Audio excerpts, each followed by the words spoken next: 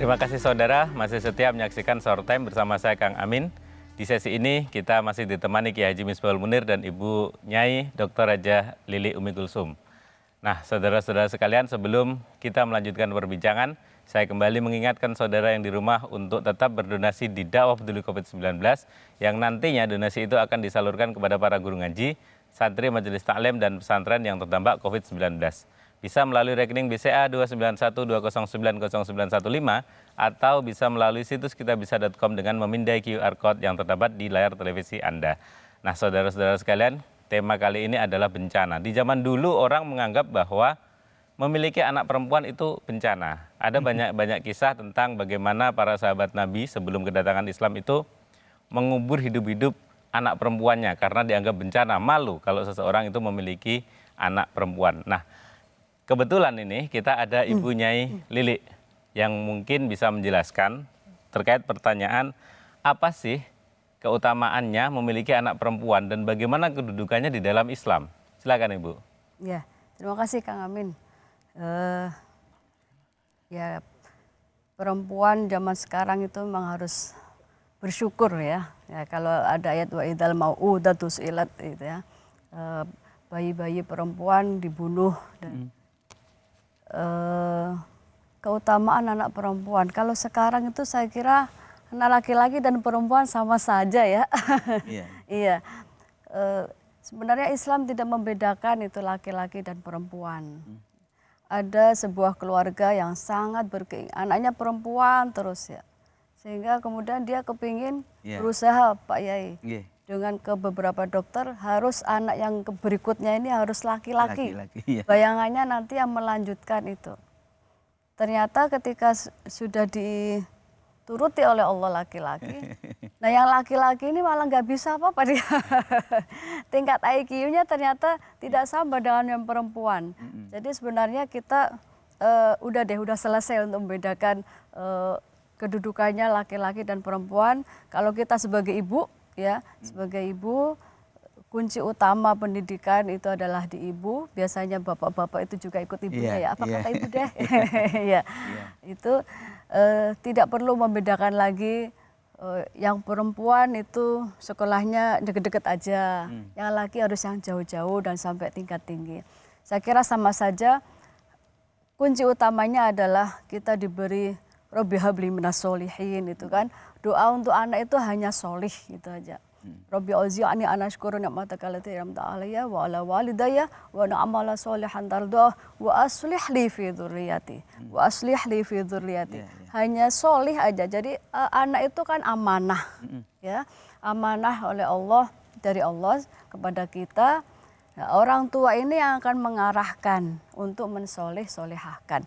Baik laki-laki maupun perempuan, ya. Bedanya hanya kodrat nanti ya, kodrat khusus perempuan yang melahirkan yang tidak bisa dimiliki laki-laki dan lain sebagainya. Tetapi kedudukan untuk di hadapan Allah beribadah, kemudian bergaul secara sosial itu sama. Dan ini harus diajari. Biasanya ibu-ibu itu kan ya mungkin latah sejak dulunya ya. Jangan ini untuk laki-laki. Sehingga mindsetnya anak itu sejak awal selalu harus beda laki-laki dan perempuan itu. Sudah terdiskriminasi dari sananya. Iya, turun-temurun. Iya, itu harus ya mana yang saya kira itu sejak awal sudah harus dikasih tahu itu ya istilahnya sehingga si perempuannya itu tidak merasa minder gitu. Kalau mau maju enggak itu kan panggungnya hanya laki-laki gitu.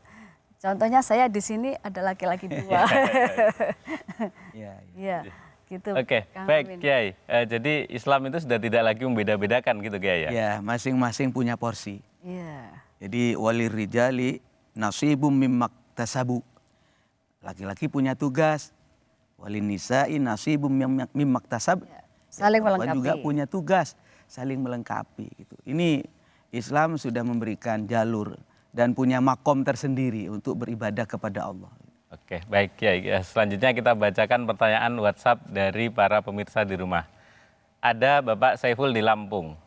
Assalamualaikum Pak Kiai, apakah semua dosa itu sama di hadapan Allah? Nah, itu pertanyaannya Pak Kiai. Silakan. Baik, Kang Amin, kalau kita mengacu kepada macam-macam dosa tentu ada bedanya. Ada dosa kecil, ada dosa besar. Tetapi yang terpenting bagi kita sebagai umat, sebagai hambanya Allah, jangan sampai mengecilkan dosa apapun. Karena tidak ada yang tahu, jangan-jangan dosa yang dianggap remeh itu justru menyebabkan murkanya Allah Subhanahu wa Ta'ala. Jadi dikatakan di dalam kitab Nasaihul Ibad itu, wa katamal ghadaba fi maksiatin. Allah itu merahasiakan murkanya di dalam maksiatnya. Sehingga maksud saya keterangan ini disampaikan agar kita tidak meremehkan dosa sekecil apapun. Memang ada keterangan, oh ini dosa besar, ini dosa kecil. Misalnya, ada memang keterangannya. Cuma kita sebagai hamba Allah jangan mengecil-ngecilkan dosa. Begitu punya ya. Karena tidak ada ceritanya orang yang jatuh tersungkur gara-gara gunung, tapi jatuh tersungkur gara-gara kerikil ya banyak itu Kang Amin. Baik. Selanjutnya pertanyaan dari Ibu Rima di Bali. Bagaimana kita dapat mengetahui bahwa sesuatu itu dosa atau bukan? Bagaimana cirinya, Kiai? Kita mau melangkah, ini dosa nggak sih ya gitu? Jadi istafti qalbak. Tanya kepada hatimu. Jadi kadang-kadang kita mau nanya ke bunyai, bunyainya nggak tahu nomornya. Nanya ke kiai, mana nomornya? Maka istafti qalbak. Tanya kepada hatimu. Ukurannya Kang Amin, apakah kamu malu mengerjakan itu? Idza lam tastahi fasna ma syi'ta. Kalau kamu malu, jangan kerjakan. Jadi yang namanya dosa itu katanya Rasulullah, al-itsmu dosa itu mahaka fi nafsika wa karita ayatri alaihin nas. Dosa itu adalah sesuatu yang apabila kamu melakukan gak tenang, nanti ketahuan gimana ya gitu. Dan kamu itu nggak seneng kalau dilihat oleh orang lain. Hati tidak tenang. Itu ukurannya kepada hati Kang Amin. Jadi kalau kira-kira katanya Kanjeng Nabi, kalau kamu nggak malu ya itu baik itu. Itu ukurannya ke hati. Kalau masih belum tahu Qur'annya mana, hadisnya mana, nelpon kiai juga nggak ketemu kiainya. Maka saya ulangi lagi, istafti qalbak, tanyakan kepada hatimu. Baik, terima kasih Kiai. Ada pertanyaan selanjutnya nih, tapi ini sepertinya untuk Bunyai ini. Karena ini tema perempuan nih Bu. Jadi ada Ibu Erna di Bondowoso bertanya, sebagai seorang istri, bagaimana cara menyiasati kondisi keuangan khususnya di masa bencana ini, Bu? Silakan, Bu. Ya, terima kasih pada Ibu penanya. Tadi saya katakan bahwa perempuan itu sangat-sangat unik gitu ya. Meskipun dalam sebuah rumah tangga, perempuannya nggak kerja apa-apa, tapi dia bisa punya ATM 5. ATM suami 5 dipegang semua. Iya. Maka ini yang sering saya katakan perempuan itu harus berpendidikan gitu. Perempuan itu harus ngaji pada Pak Yai, pada Kang Amin gitu ya. Harus ngaji sehingga sampai pada manajemen ekonominya. Bisa memanage ekonomi. Karena ini kunci dalam sebuah keluarga. Apa tipsnya? Sebenarnya perekonomian itu kan cuma 2 aja, keluar dan masuk. Keluar masuk itu. Masuknya berapa, keluarnya berapa. Ini kuncinya sebenarnya tadi itu pemilahan kebutuhan dan keinginan. Sebenarnya tipsnya cuma itu aja, kebutuhan keinginan dengan dihadapkan nafsu atau yaitu tadi keinginan itu dari nafsu ya Pak ya. Jadi bagaimana memanagenya? Ya kita harus tahu dulu. Sebenarnya para ibu juga pasti akan merasakan dalam masa pandemi ini kan sebagian besar masyarakat merasakan ekonominya turun. Banyak yang di PHK. Kemudian yang asalnya ceperannya banyak, ya diundang sana, diundang sini, sekarang tutup semua. Oke, Ibu. Jadi ada anekdot ini, ada gium. Uang istri adalah uang istri, uang suami adalah uang istri. Bisa nggak itu dipakai? Pahala istri adalah pahala istri, pahala suami adalah pahala istri. Waduh, iya. Sebenarnya yang uang suami, uang istri tadi itu kan itu terkait dengan manajemen keluarga ya, manajemen keluarga. Saya bicara yang uang aja dulu. Nanti pahala, bagian pahala gitu. Iya, iya. Pak Yai aja. Iya, iya. Sebenarnya ini pembagian uang istri adalah istri, uang suami adalah suami. Itu ada kesepakatan sebuah keluarga. Itu kan sebuah keluarga itu kuncinya di suami dan istri ini kan. So, kesepakatannya bagaimana? Apakah kalau kemudian pembagian yang sangat sangat tajam seperti itu, nanti ujung-ujungnya pasti dia akan konflik. Konflik ya. Karena apa? Kalau contohnya nih, pada musim pandemi seperti ini, suaminya yang biasa bekerja di pabrik umpama, yang biasa bekerja di luar, kemudian tiba-tiba di PHK, otomatis dia nggak punya penghasilan. Istrinya memang sejak awal kerjaannya online, ya kan? Dia meskipun pandemi atau enggak, dia tetap aja online, sehingga pemasukannya tetap banyak, sehingga suaminya minta duit untuk rokok aja, uangmu adalah uangmu, uangku. Ini kacau ini ya, kacau. Jadi sebenarnya manajemen keluarga itu tergantung suami dan istri aja. Orang lain boleh mengatur, tetapi rumah tangga itu pemerintah kita sendiri yang bisa diatur manajemennya. Bagaimana mengatur anak, bagaimana pendidikan anak, termasuk sampai pengaturan ekonomi. Nah ini harus sering suami istri komunikasi. Baik. Jadi harus komunikasi ya, agar rumah tangganya menjadi berkah dan makmur. Dan biasa Ibu seperti yang sudah-sudah di acara ini bahwa pada sesi ini Pak Kiai Misbah akan membagi amalan. Dan pas juga pada hari ini, pagi ini amalan kita adalah akan kita mintakan ke Kiai Misbahul Munir bagaimana agar rumah menjadi berkah Kiai, rumah menjadi makmur, amalannya apa Kiai?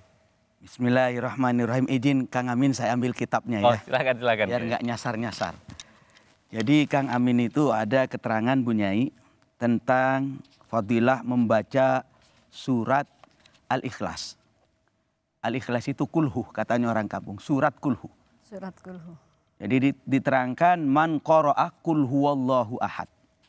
Barang siapa membaca qul huwallahu ahad, Allahu samad, lam yalid wa lam yulad wa lam yakul lahu kufuwan ahad sampai selesai. Hina yadkhulu manzilahu. Ketika mau masuk rumah, baca kulhu, maka dikatakan nafatil faqru. Maka yang namanya fakir itu akan hilang. Jadi kemiskinan akan hilang dan kita akan didatangkan oleh Allah dengan kemakmuran. Ini aura daripada bacaan itu memang ada pengaruhnya Kang Amin dari setiap ayat, dari setiap surat Al-Qur'an. Maka saran saya kepada Bapak dan Ibu, ikutin bacaan saya biar bersama-sama tahu bacanya ya. Takut tanya surat Al-Ikhlas itu yang mana, kan tidak semua tahu.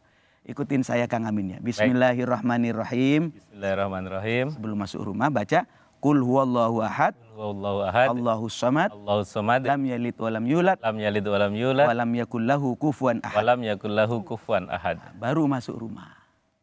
Insyaallah kita akan dimakmurkan oleh Allah dan kefikiran kabur. Amin. Barokahnya surat Al-Ikhlas. Al-Ikhlas. Itu Bunyai. Baik, terima kasih Kiai Misbah dan terima kasih juga untuk Ibu Lili Umi Kulsum yang sudah hadir bersama kita di Sahur Time dan memberikan banyak informasi yang sangat-sangat bermanfaat. Untuk saudara di rumah yang sudah mengirimkan pertanyaan, terima kasih dan mohon maaf kami belum bisa membacakan semua pertanyaannya karena keterbatasan waktu. Saya mengingatkan kembali kepada saudara yang ingin berdonasi di dakwah peduli COVID-19 untuk para guru ngaji, santri majelis taklim dan pesantren yang terdampak COVID-19 bisa melalui rekening BCA 29120900915 atau bisa melalui situs kitabisa.com dengan memindai QR Code yang terdapat di layar televisi Anda. Nah, selain donasi, Anda juga bisa menyalurkan zakat melalui NU Care Lajisnu di nomor rekening yang tertera di layar televisi Anda sebesar Rp35.000 per individu atau untuk zakat mal dihitung masing-masing. Tetap saksikan Sahur Time karena nanti sesi selanjutnya Kiai Haji Misbahul Munir akan membimbing kita untuk berzikir bersama, berdoa. Maka mari siapkan hati, siapkan diri, ambil wudhu. Sahur Time akan segera kembali setelah jeda berikut ini.